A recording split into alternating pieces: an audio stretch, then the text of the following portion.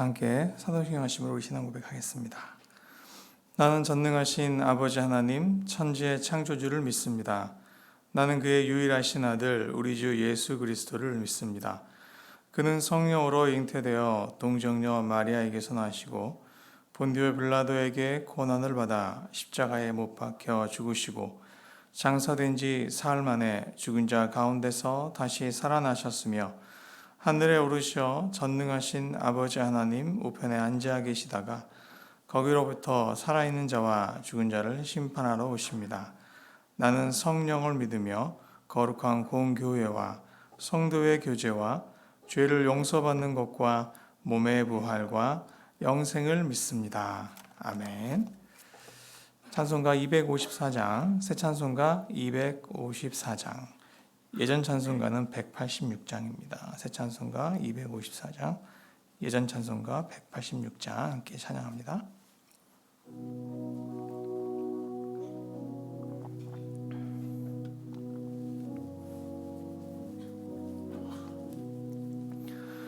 내 주의 보혈은 정하고 정하다 내 죄를 정케 하신 주 날 오라 하신다. 내가 주께로 지금 가오니 십자가의 보혈로 날 씻어 주소서.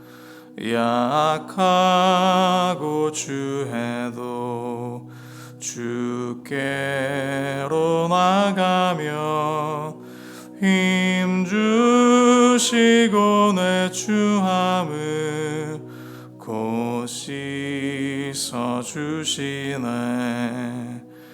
내가 주께로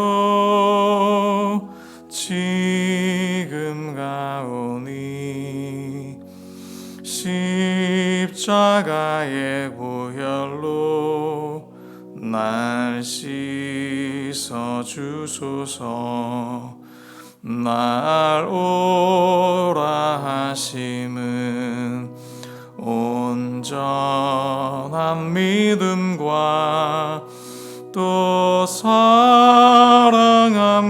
평안함 다 주려 함이라. 내가 주께로 지금 가오니 십자가의 보혈로 날 씻어 주소서.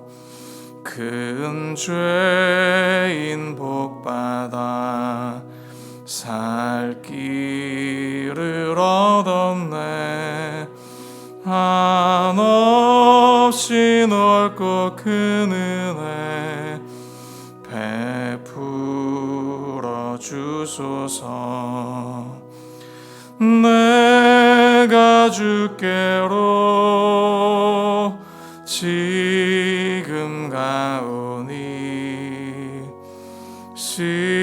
십자가의 보혈로 날 씻어 주소서. 그 피가 맘속에 큰 증거 됩니다. 내 기도 소리 들으사 다 허락하소서. 내가 주께로 지금 가오니 십자가의 보혈로 날 씻어 주소서. 아멘.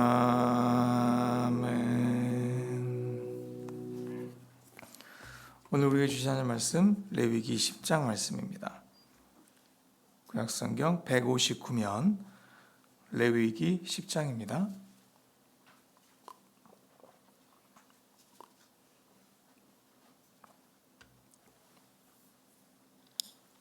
레위기 10장 1절로부터 11절까지 함께 보겠습니다. 1절로부터 11절까지 한 절씩 교독하겠습니다.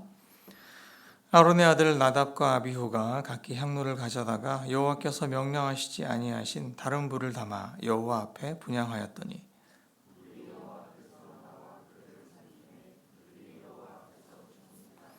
모세가 아론에게 이르되 이는 여호와의 말씀이라 이르시기를 나는 나를 가까이 하는 자 중에서 내 거룩함을 나타내겠고 온 백성 앞에서 내 영광을 나타내리라 하셨느니라. 아론이 잠잠하니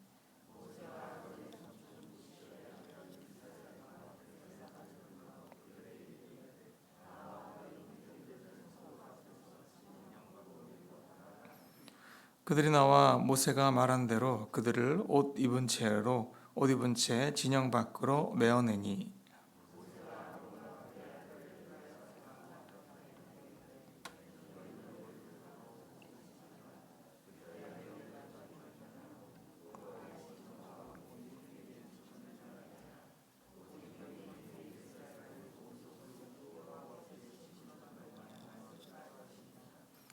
여호와의 관유가 너희에게 있은즉 너희는 회막문에 나가지 말라. 그리하면 죽음을 면하리라. 그들이 모세의 말대로 하니라. 너와 내 자손들이 회막에 들어갈 때에는 포도주나 독주를 마시지 말라. 그리하여 너희 죽음을 면하라. 이는 너희 대대로 지킬 영영한 규례라.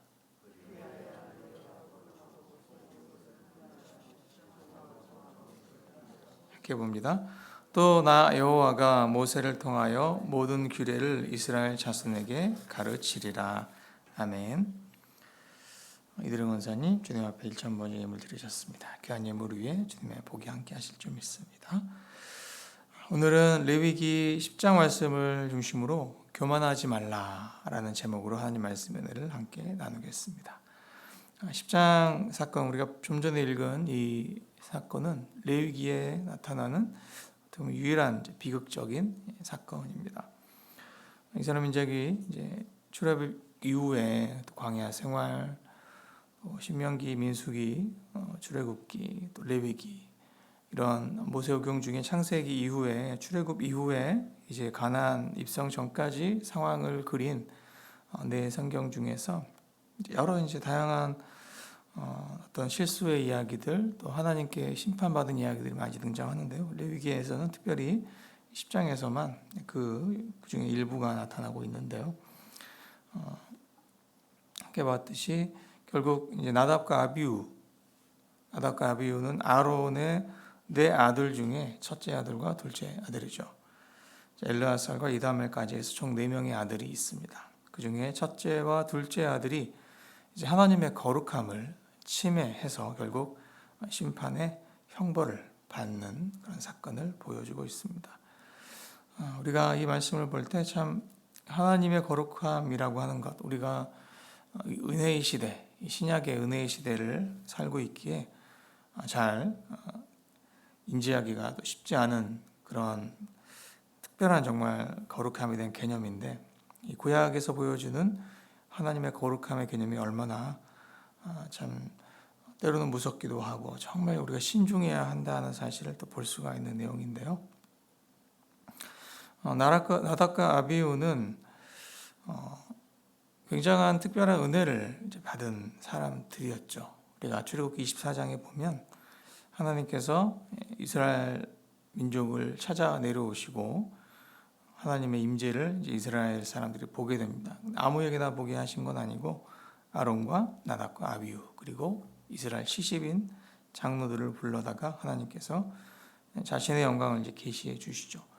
시내산 중턱에서 일었었던 일인데 그때 이 네 아들 중에 두 아들 나답과 아비후가 함께 참여할 정도로 이들은 처음부터 하나님께서 아론을 포함해서 제사장으로 세우시기 위해서 그렇게 특별한 은혜를 주셨던 사람들이었는데 오늘 이 위임식 직후에 일어난 이 비극적 사건을 통해서 이들이 이제 심판을 받습니다.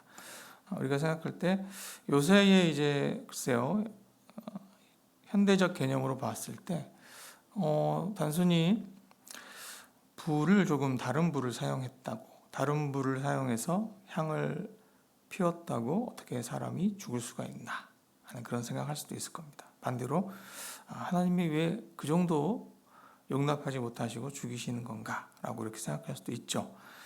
근데 좀 더 그 내용을 자세히 살펴보면 이해가 될 수 있는데요.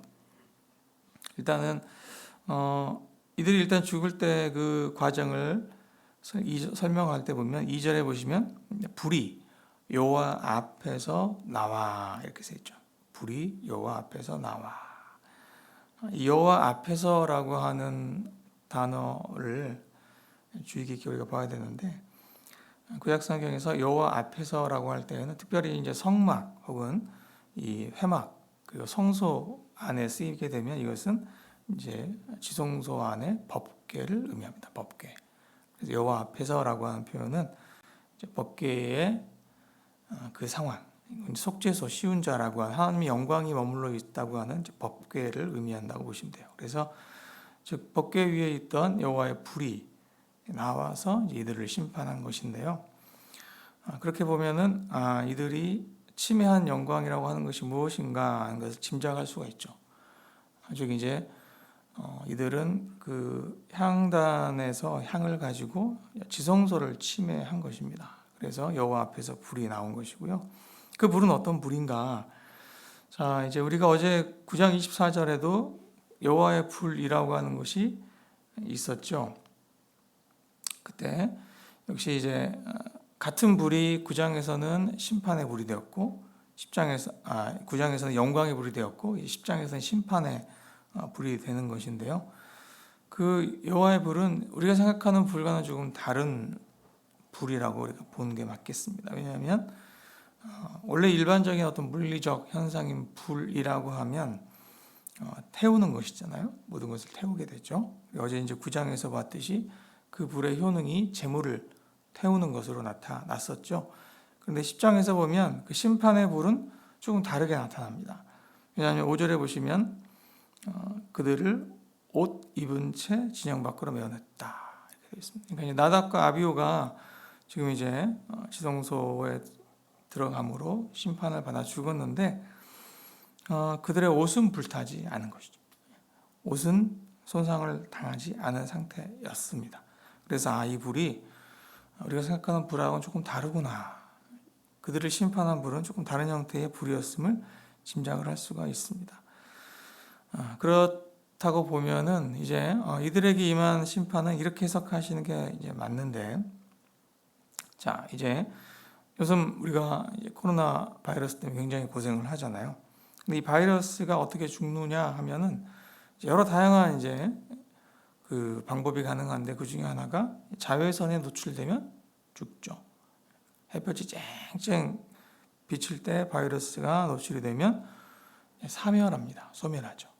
그런데 그 과정을 보면은요, 이 자외선이 바이러스를 찾아다니며 죽이는 게 아니에요. 그죠? 다른 것들은 살리는데 바이러스만 죽이는 게 아니죠. 자외선이라고 하는 것은 그곳에 노출된 모든 생명체를 다 파괴하게 돼 있습니다. 그래서 이제 우리가 햇빛에 많이 노출이 되면 우리의 이제 DNA가 손상을 당하는 이유가 거기에 있거든요. 그렇기 때문에 어떤 특정한 사람을 찾아서 죽이는 것이 아니죠. 노출되면 죽는 환경 속에 들어간 것입니다. 그래서 어떻게 보면 이 심판은 어떤 인격적인 심판이라고 보기에는 조금 이제 비인격적 심판이라고 보시면 돼요. 하나님께서 이렇게 보고 계시다가 나답 아비후 너네가 그랬어? 죽어라 이렇게 된 게 아니죠. 그러니까 그 하나님의 영광 앞에 나타나면 누구나 다 죽어요. 나답과 아비후만 죽는 것이 아니죠. 우리가 들어가도 우리가 죽습니다. 실제로 하나님께서 이 법궤를 다루게 하실 때에는 그 법궤로 말미암는 여러 다양한 죽음의 사건들이 있었죠. 이 법궤가 블레셋과 전쟁 중에 빼앗겼을 때에도 베스메스 사람들이 법궤를 열어서 볼 때 70명 정도가 죽었습니다. 이방인도 죽었죠. 그리고 또 우리가 법궤를 다윗이 운반할 때 법궤가 흔들려서 땅에 떨어질 것을 막으려고 우사가 그것을 법궤를 손으로 잡죠. 그때 우사가 또 죽습니다. 그래서 가리우지 않는 하나님의 영광 앞에 인간이 노출되면 인간은 죽어요. 그것은 바이러스 앞에 자외선 앞에 노출된 바이러스의 운명인 거죠. 그래서 하나님께서 원래 레위기를 통해 또 출애굽기를 통해 말씀을 주실 때 그 하나님의 영광, 우리가 흔히 쉐키나의 영광이라고 합니다. 그 하나님의 영광 앞에 나아갈 때는 스스로를 가리고 나오라고 하시죠. 가리고. 그래서 원래 법궤는요, 휘장으로 덮어서 운반하게 되어 있어요. 사람들이 볼 수 없도록. 휘장으로 덮어서 운반하게 되어 있는데 다윗이 그 말씀대로 행하지 않았을 때 그때 이제 우사가 법궤를 잡았다가 죽었죠. 그리고 1년에 딱 하루 대속제일에 대제사장이 이 법궤 앞에 나갈 때에도 그냥 나가는 게 아니라 향단의 향을 가지고 나갑니다. 그래서 그 향으로 하나님의 그 영광을 가리고 일부분 차단하고 나아가야지 죽지 않았어요. 실제로 또 많은 구약의 선지자들이 하나님의 영광을 본 사람들이 있죠. 에스겔도 봤고 이사야도 보았는데 이 하나님의 영광을 봤던 사람들이 맨 먼저 느꼈던 그 감정은 공포입니다. 공포. 어떤 공포? 죽음에 대한 공포예요. 아, 내가 이제 죽었구나. 이제 내가 죽겠구나. 라고 하는 것이에요. 자, 환상 중에 보았어도 죽음을 감지할 만큼 그 하나님의 영광은 결국 죄를 소멸하시는 영광이거든요. 그래서 우리가 죄인인 채로 하나님의 영광 앞에 나아갈 수가 없어요. 그러면 죽습니다. 나답과 아비후가 죽었던 것처럼. 자, 이제 나답과 아비후의 죽음에 대해서 우리가 조금 더 깊게 이해할 필요가 있겠죠. 그런데 그들이 왜 이런 선택을 했는가라고 봤을 때 이제 여러 다양한 해석들이 있는데요. 일단 가장 조금 가능성이 높은 해석은 우리가 함께 읽었듯이 이제 9절에서 나타나는 9절, 10절, 11절에서 본 한 힌트가 있죠. 너와 내 자손들이 회막에 들어갈 때에는 포도주나 독주를 마시지 말아서 너희 죽음을 면하라. 그래야지 너희가 10절에 보면 거룩하고 속된 것 그리고 부정하고 정하는 것을 분별할 수 있을 것이다.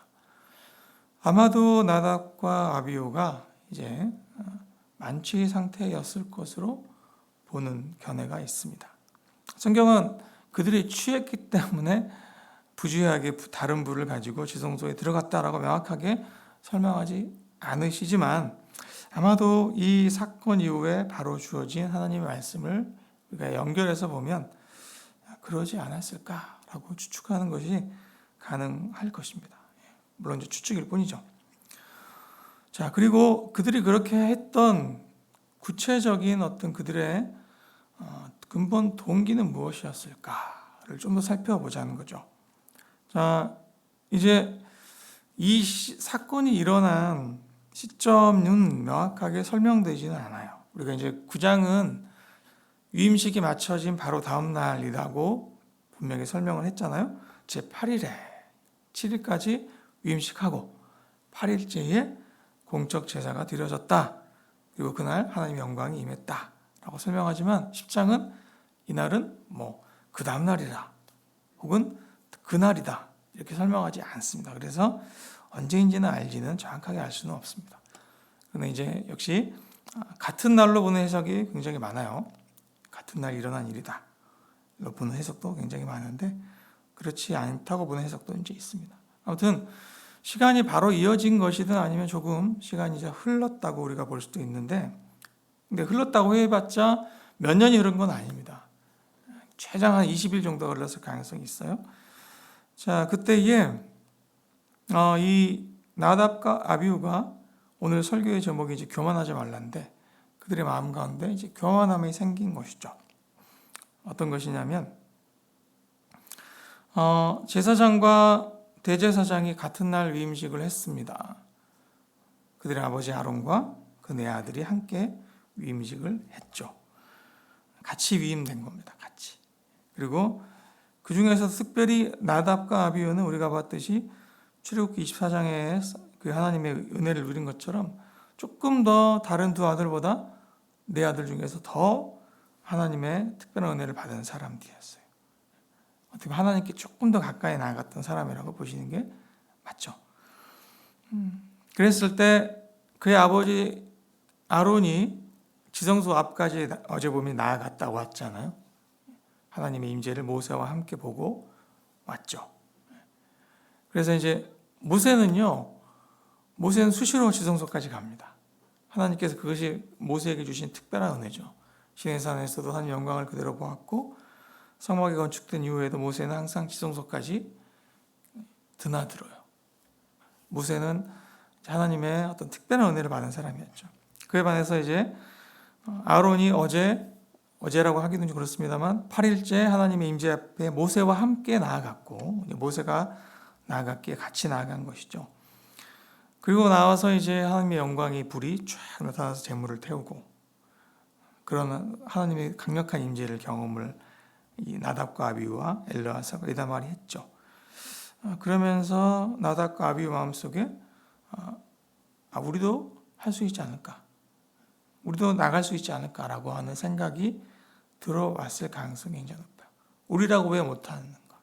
우리 똑같이 하나님의 임재를 받고 영광을 받고 어제 또 혹은 며칠 전에 제사장 위임식을 했는데 나도 가고 싶다. 우리도 가보고 싶다라고 생각을 했을 가능성이 있죠. 하나님께서는 명백하게 대제사장만 지성소를 나갈 수 있다라고 하셨는데 나답과 아비후는 아니라고 생각을 한 것이에요. 우리도 나갈 수 있을 것이라고 생각한 것이죠. 그런데 그 생각 자체부터 이제 그들의 교만함의 어떤 그 시초가 이루어진 것이죠. 원래 대제사장만 나아갈 수 있는 것이고 그것도 1년에 딱 하루 나아갈 수 있는 것이거든요. 어제 이제 8일째 사건은 모세가 함께함으로 가능했던 일이거든요.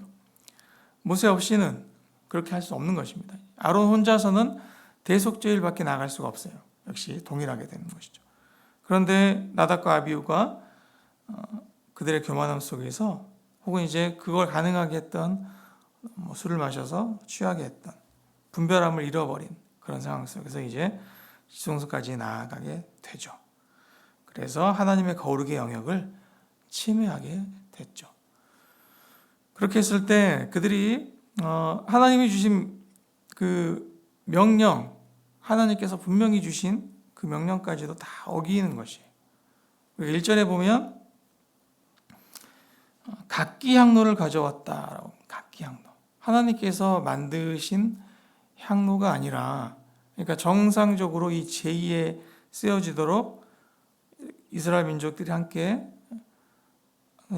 헌물하고 또 함께 부살렐 오홀리압이 만든 그 향로가 아니라 각자의 향로를 가지고 왔고 그리고 거기에 또 불도 하나님께서 반드시 번제단 어제 우리가 9장에서 하나님이 인정해 주셨던 그 여호와의 불이 이제 타고 있던 그 하나님의 불을 가지고 하라고 하셨는데 다른 불이에요. 다른 불. 이 다른 불이라고 하는 것은 이제 정확하게 번역하면 불법적인 불이다 그렇게 보는 게 맞는데요. 합법적인 불이 아니라 불법적인 불로 또 향을 피운 것이죠. 그래서 하나님 명하신 것을 다 어떻게 보면 다 무너뜨립니다. 다 무너뜨려서 심지어 지성소를 침해함으로 하나님 영광 앞에 그대로 노출돼 버렸어요. 글쎄요, 그들이 제대로 된 불로 제대로 된 향을 피웠다면 안 죽었을 가능성이 있을 수도 있어요. 왜? 하나님께서 그 향으로 말미암아 영광을 가리우게 하시면 죽지 않을 것이라고 하셨기 때문에. 근데 불법적인 불로 피워진 그 향은 그들을 보호해 주지 못했죠. 그래서 결국은 이제 죽게 됩니다. 자, 이것이 이제 일어난 사건의 경과입니다. 우리가 하나님의 은혜를 누리고 하나님께서 우리를 정말 특별하게 은혜를 주셔서 이런 복을 누리고 살고 있는데 그 사실을 항상 기억해야 돼요. 어제 이제 아론 같은 경우는 그의 인생에 있어서 그 어떻게 보면 약간 처참하고 그 부끄러운, 그 창피한 그의 실패가 이후의 모든 사역의 현장 속에 항상 그의 마음속에 남아 있는 거죠. 어제 베드로도 말씀드렸잖아요. 베드로가 날마다 닭이 울 때마다 나아가서 울면서 하나님께 회개했다고 하는 그런 초대교회의 전승이 있는 것처럼 나는 얼마나 연약한 자인가, 나는 얼마나 부족한 자인가, 나는 하나님 앞에 서기 너무나 부끄러운 자라고 하는 그런 자기 인식 안에서 항상 하나님 앞에 나아가면 어때요? 겸손하죠. 늘 자신을 돌아보게 되겠죠. 그리고 교만하지 않을 것입니다. 근데 그 아론과 나답과 아비후의 차이는 나답과 아비후에게는 그런 경험이 없다고 하는 것이에요. 그래서 교만할 수밖에 없는 것이죠. 우리가 결국은 그렇습니다. 우리 자신, 우리가 하나님 앞에서 항상 죄인이라고 하는 것, 용서받아야 할 죄인이라고 하는 것, 그 1만 달란트 탕감받은 그 은혜가 아니면 내가 하나님 앞에 설 수 없는 자라고 하는 것을 항상 잊지 말아야 하는 것이에요. 그래서 그럼에도 불구하고 나를 이런 특별한 자리에 세우시고 이런 특별한 은혜를 주셨다고 하는 것에 대해서 항상 감사함으로 어때요?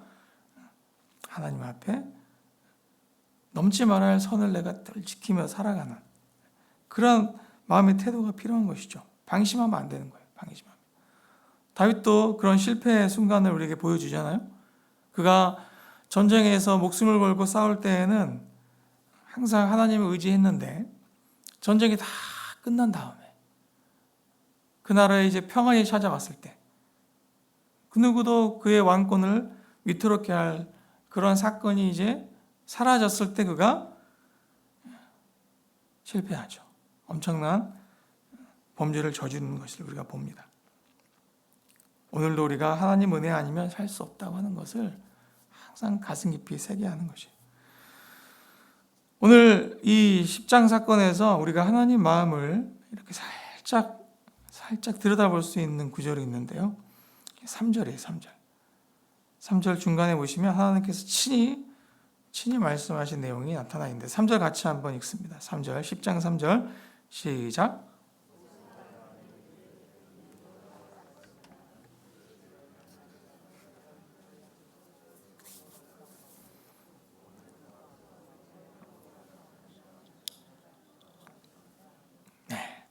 자, 우리가 이제 신약 성경에 보면 예수님의 육성이라고 하는 건 빨간색으로 이렇게 표시된 성경 보실 거예요. 그래서 지나가다가 빨간색이면 이건 예수님이 친히 입으려고 말씀하신 거다. 이렇게 보시면 되는데 구약에도 만약 그렇게 할 수 있다면 3절의 그 중간에 나오는 부분은 빨간색인 거죠.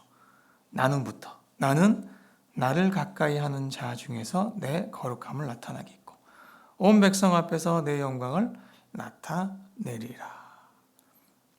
이게 이제 하나님의 약간 우리가 슬픔이 느껴지는 말이라고 볼 수도 있는데요. 자, 이 개역 개정의 번역이 조금 애매하게 번역이 됐다고 저는 보는데, 왜냐하면 이제 이전 번역 개역 성경을 보시면 조금 다릅니다. 개역 성경은 이렇게 번역을 합니다. 나를 가까이 하는 자를 통해 내 거룩함이 나타날 것이다. 그러니까 가까이 하는 자를 사용해서 내가 내 거룩함을 나타내겠다. 능동적인 표현인데 개역은요 수동적으로 번역됐어요. 나를 가까이 하는 사람들을 통해서 그들에 의해서 나의 거룩함이 나타내짐을 당할 것이다. 내가 거룩함을 입겠다라고 표현을 했는데요. 그리고 마찬가지로 온 백성 앞에서 내 영광이 나타내진다. 두 가지가 이제 순차적으로 설명이 되는데, 즉 하나님이 거룩하신 것을 사람들이 어떻게 알게 되는가? 하나님은 거룩하신 분이다. 이것을 어떻게 인지하게 될 것인가? 하나님을 가까이 하는 사람들의 삶을 통해, 그들의 태도를 통해 하나님의 거룩하심이 보인다는 거예요. 그러니까 즉 이런 말이에요. 너희가 나를 대할 때 거룩하게 대하지 않으면 내가 어찌 사람들에게 거룩하게 나타나겠느냐. 너희가 지금 나답과 아비후죠. 나를 가까이서 섬기는 너희들이 내 거룩함에 대해서 두려워하지도 않고 조심하지도 않고 정말 부주의하게, 교만하게, 방자하게 행함으로 하나님의 거룩함을 나타내지 못한 것이죠. 그래서 결국 백성들마저도 하나님의 거룩함을 알 수가 없게 된 것입니다. 너희가 해야 할 일은 결국 백성들에게 하나님 말씀을 가르치고 또 하나님의 그 일을 백성들 앞에서 행하는 그 일을 해야 하는데 너희가 나를 그렇게 대하면, 나를 이렇게 대하면 어찌 나의 거룩함이 백성들 앞에, 세상 앞에 나타나겠느냐 하는 것이. 이거죠. 우리가 하나님의 영광을 가리우고 하나님의 이름에 누가 되고 먹칠을 하고 욕을 당하게 하는 그러한 제사장이 되면 안 되지 않느냐라고 말씀하시는 거예요. 너희는 나의 거룩함을 나타내라고 내가 너희에게 그 직분을 주었는데 왜 나의 거룩함을 오히려 침해함으로 내 거룩함을 나타내지 않고 그것을 알지 못하게 하느냐. 오늘 우리에게 이 나답과 아비후의 실패를 통해 하나님께서 하나님의 그 정말 상하신 마음을 우리에게 살짝 보여주시는 거예요. 너희가 아니면 세상이 어찌 내 거룩함을 알겠느냐 하는 것이죠. 어찌 나의 영광을 보겠느냐 하는 것입니다. 오늘 하나님께서 우리에게 그 하나님의 상한 마음을 가지고 말씀하셔요. 3절에서 마치 정말 독배 가듯이 내뱉어진 하나님의 그 마음속에 그렇군요 하나님. 오늘 하루 우리에게 주시는 사명이 그것이군요. 내가 살아가는 삶의 현장에서 그 구속사의 현장에서 나를 왕같은 제사장으로 불러주신 그 하나님께서 우리에게 요구하시는 삶의 모습은 어떤 삶입니까? 나를 통해 하나님의 거룩함이 비춰지는 거예요. 나를 통해 하나님의 영광이 나타나는 거예요. 하나님이 살아계시는구나. 저 사람은 하나님을 정말 거룩하게 믿는 사람이구나.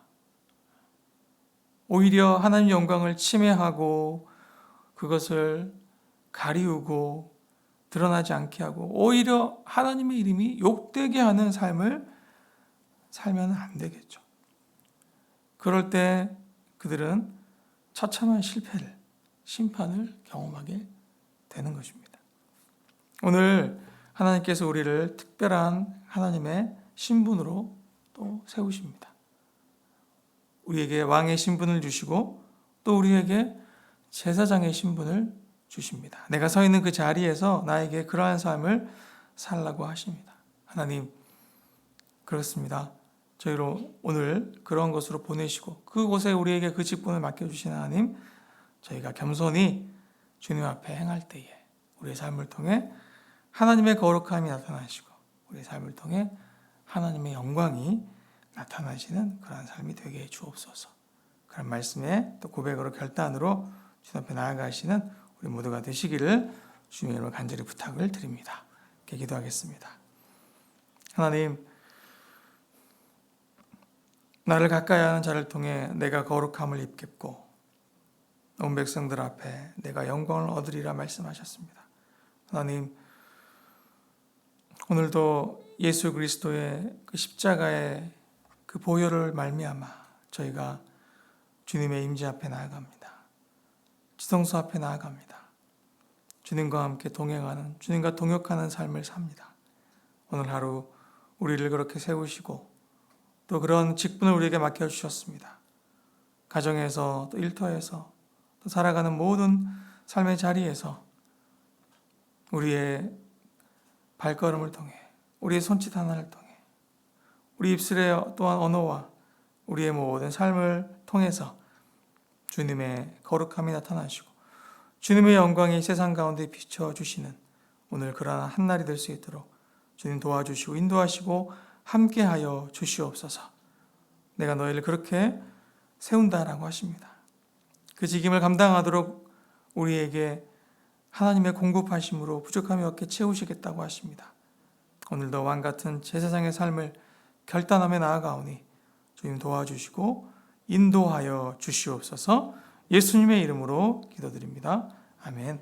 지금은 교회 머리가 되신 예수 그리스도의 은혜와 아버지 하나님의 크고 놀라우신 사랑하심과 성령님의 교통하시며 교제하심이 주의 영광을 나타내고 주님의 거룩하심을 드러낼 삶을 결단하시는 왕같은 제사장의 삶을 다짐하시는 사랑하신 모든 성도들과 그들의 가정 위에 일터 위에 이 나라 이 민족 위에 주의 몸된 생명성 교회 위에 이제로부터 영원토록 함께 하옵시기를 간절히 축원하옵나이다.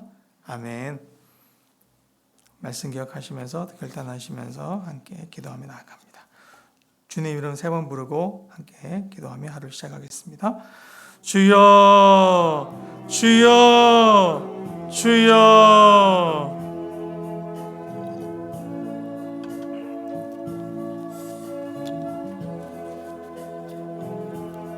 하나님 감사합니다. 오늘 이 아침에 저희를 또 말씀 앞에 세워주시고 주님 그 말씀을 통해 우리에게 하나님의 음성을 들려주셨습니다.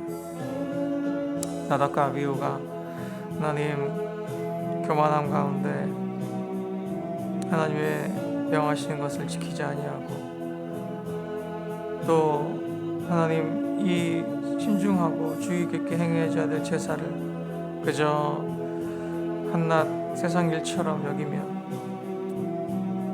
하나님의 은혜를 깨닫지 못하고 주님의 거룩의 영광을 침해함으로 그들이 심판을 받아 참으로 죽어버린 그 모습을 우리가 보았습니다. 아버지, 저희들도 오늘 하루를 살아가면서 때때로 하나님이 주신 이 은혜에 감사치 못하고 교만한 가운데 하나님의 명을 거스르고 주의 영광을 침해하진 않았는지 다시 한번 말씀의 빛으로 우리의 삶을 바라보며 정직하고 또 정말 두렵고 떨림으로 세우신 그 자리에서 하나님이 맡기신 사명을 온전히 감당해내는 저희들 될 수 있도록 붙들어 주시옵소서. 아버지, 하나님께서 우리를 귀히 여기시고 사랑해 주시고 또 구원해 주시고 불러주셔서 세상 가운데 참으로 하나님의 대리자가 되게 하시고 대행자가 되게 하셨습니다. 마땅히 세상 속에서 하나님의 거룩함을 나타내고 주의 영광을 나타내야 할 왕같은 제사장으로 우리를 불러주셨습니다. 아버지 하나님, 하나님께서 우리를 그렇게 불러주셨는데 그 분명한 사실에 대한 아버지의 인식 없이 부주의하게 우리의 삶을 살아가지 않게 해주시옵소서. 두렵고 떨림으로 너희 구원을 이루하신 주님, 오늘 하루 우리의 삶의 현장, 사역의 현장 속에 하나님의 뜻을 온전히 행할 수 있는 저희들이 될 수 있도록 붙들어 주시옵소서. 오직 주의 은혜만이 우리를 오늘도 붙들어 주십니다. 오직 주의 은혜만이 오늘도 우리를 살게 하십니다. 아버지, 그런즉 선질로 생각하는 자는 넘어질까 조심하라 말씀하셨습니다. 하나님, 다시 한번 우리 자신을 말씀에 비추어 보며 주님 앞에 우리가 어떻게 살아가야 할지 주를 의지하며 주를 바라보며 나아갈 수 있도록 붙들어 주시옵소서. 하나님, 나를 가까이 하는 자를 통해 내가 거룩함을 입겠고 온 백성 앞에서 내가 영광을 얻으리라 말씀하셨습니다. 오 주님, 우리가 하나님 가까이 사는 하나님의 왕같은 제사장으로 예수 그리스도의 보혈의 십자가를 통해 늘 지성소를 드나들 수 있는 그러한 하나님의 사역자로 주님과 동역하게 하시고 그래서 우리의 삶을 통해 하나님의 거룩함이 나타나지게 하여 주시옵소서.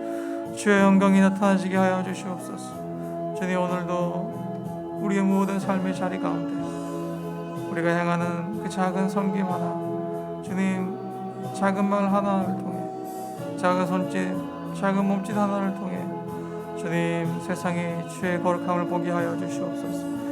세상이 주의 영광을 보게 하여 주시옵소서. 나를 가까이 하는 너희가 아니면 어찌 세상이 나의 거룩함을 보겠느냐 말씀하셨습니다. 오 주님, 오늘도 그런 놀라우신 은혜로 우리를 붙들어 주시오니 그 은혜를 의지하며 주님 앞에 나아가게 하시고, 아버지 하나님께서 주님 우리에게 맡기신 그 귀한 직분을 겸손히 감사함으로 그 은혜를 참으로 감격함으로 잘 감당할 수 있는 저희 모두가 되게 하여 주시옵소서. 주님께 맡기며 나갑니다. 주님께 맡기며 나갑니다. 통행하시고 인도하시고 도와주시옵소서. 주님.